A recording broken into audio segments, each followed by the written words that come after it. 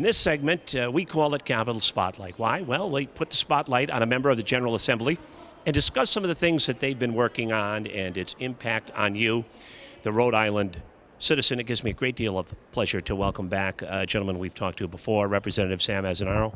Representative, great to see you again, sir. Good to be back, Dave. Thank you. You know, and just by coincidence, before I knew I was going to talk to you today, I stopped at my local gas station and filled up $3.87. Kind of a high price, and the experts supposedly say the prices are going to maybe go higher. Every single citizen watching this broadcast right now is concerned about gas prices. You are too, and you're trying to do something about that. Tell our viewers.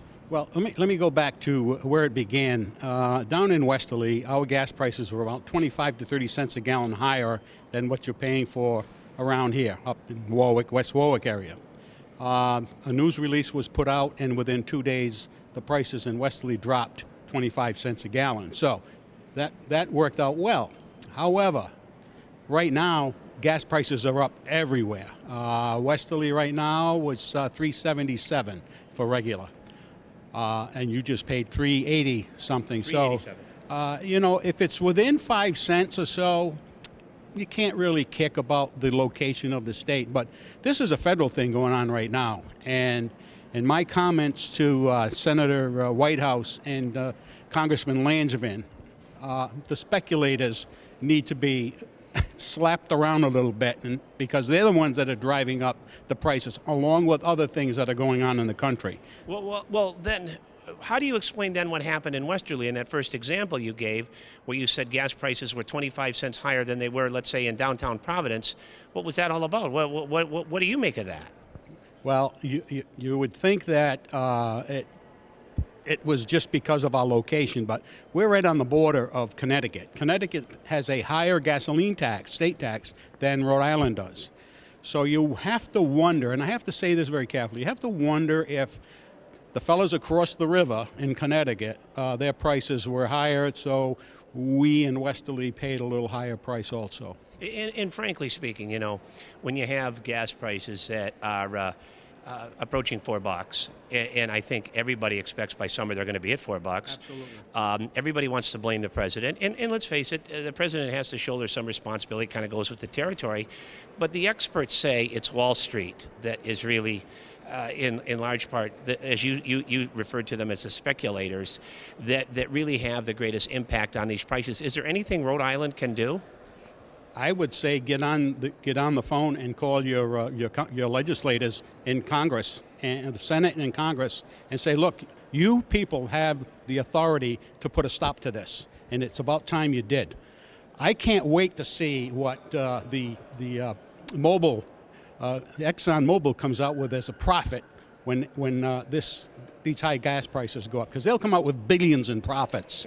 Well, and not only that, Representative, but they also take advantage of large government subsidies that are offered to these firms as well, even though they make huge sums of money. Absolutely, that's right. And that doesn't set well with people. It's not fair. It's not fair to us who have to travel, who depend on gasoline to do our business. And it's not only gasoline. This is all, this bill is about all essentials, bread, so on and so forth, fuel oil for homes, heating oil.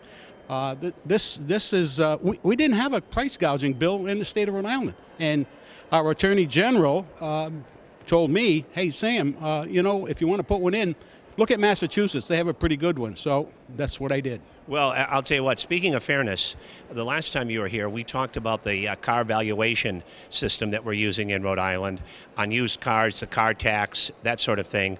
You're concerned about that. Since our last visit, what's come of that legislation? I am still working on it because it's not an easy thing to do. If the current legislation were to pass, the cities and towns could lose as much as 30% of their revenue from the car tax. And I don't think any city or town in the state of Rhode Island could afford to lose that much money. Just an example, if Westerly takes in $3 million, take $600,000 off the top. Where are you going to get it? So, and Westerly is small compared to Providence. So what needs to be done? The formula has to be correct. You want a fair value of the automobile, which is what everybody is looking for. But the taxing formula has to be done properly so you're not hurt and the town that you live in is not hurt.